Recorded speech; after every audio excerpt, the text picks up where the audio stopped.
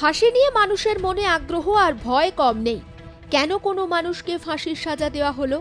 সত্যিই কি সেই মানুষটা ফাঁসি কাঠে ঝোলার মতো কোনো কাজ করেছে? এরকম একাধিক প্রশ্ন।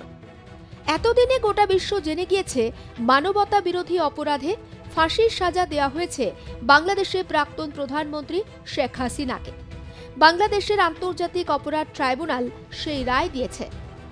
ফাঁসির সাজা তো দেওয়া হলো শেখ হাসিনাকে, কিন্তু ফাঁসি দেওয়া কবে হবে তাকে? কোথায় তাকে ফাঁসি দেওয়া হবে?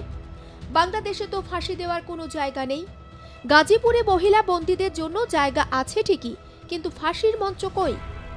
আরও অবাক করার বিষয় হলো, বাংলাদেশে এখনো পর্যন্ত কোনো মহিলা অপরাধীর ফাঁসি হয়নি।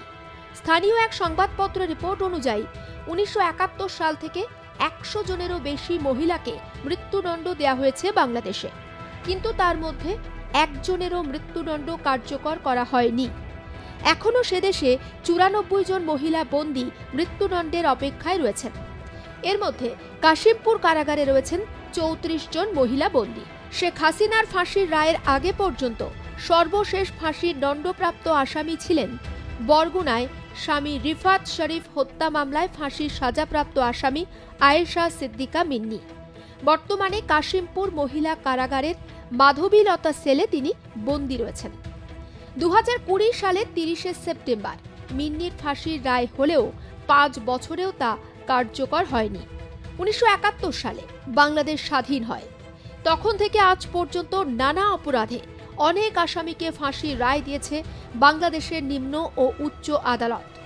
2017 সালের তথ্য অনুযায়ী এখনো পর্যন্ত 448 জনের ফাঁসি কার্যকর হয়েছে বাংলাদেশে। সর্বশেষ 12 এপ্রিল 2020 সালে বঙ্গবন্ধু শেখ মুজিবুর রহমানের খুনি ও মৃত্যুদণ্ডপ্রাপ্ত আসামি ক্যাপ্টেন আব্দুল মাজেদের ফাঁসি কার্যকর করা হয়। স্বাধীনতার পর থেকে এখনো পর্যন্ত যত জনের ফাঁসি কার্যকর হয়েছে তারা প্রত্যেকেই পুরুষ।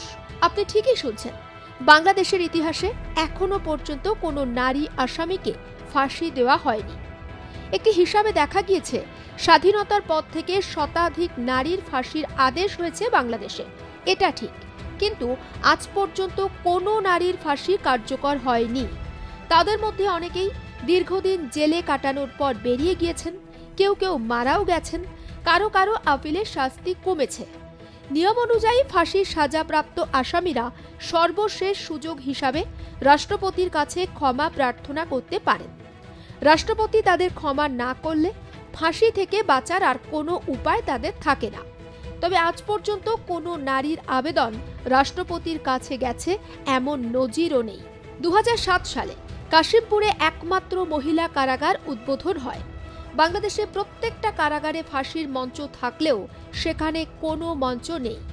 অতীতে কোনো নারী আসামির ফাঁসির রেকর্ড না থাকায় ফাঁসির মঞ্চ বানানো হয়নি সেখানে। স্থানীয় সংবাদ মাধ্যমের বক্তব্য, বাংলাদেশ প্রশাসন একেবারে ধরেই নিয়েছে যে ভবিষ্যতেও বাংলাদেশে কোনো মহিলার ফাঁসি হবে না, তাই মহিলাদের কারাগারে কোনো ফাঁসির মঞ্চ তৈরি করা হয়নি। বাংলাদেশের আইন অনুযায়ী মৃত্যুদণ্ড মানেই ফাঁসি। 1898 সালের ফৌজদারি কার্যবিধি অনুযায়ী মৃত্যুদণ্ড প্রাপ্ত ব্যক্তিকে ফাঁসিতে ঝোলানো হয়। অন্য কোনো উপায়ের কথা সেখানে উল্লেখ নেই। তবে আপাতত প্রশ্ন একটাই, ভারত কি হাসিনাকে বাংলাদেশে প্রত্যর্পণ করবে? ইতিমধ্যে দেশের বিদেশ মন্ত্রকের তরফে একটি বিবৃতি জারি করা হয়েছে। তাতে বাংলাদেশকে ঘনিষ্ঠ প্রতিবেশী হিসাবে উল্লেখ করেছে নয়াদিল্লি। পাশাপাশি আন্তর্জাতিক অপরাধ ট্রাইব্যুনালের দেওয়া রায় সম্পর্কে ভারত অবগত সেটাও জানানো হয়েছে। সেই বিবৃতি অনুযায়ী যেহেতু বাংলাদেশ ভারতের খুব ঘনিষ্ঠ প্রতিবেশী, তাই তাদের জনগণের স্বার্থে শান্তি, গণতন্ত্র, স্থিতিশীলতার প্রতি ভারত প্রতিশ্রুতিবদ্ধ।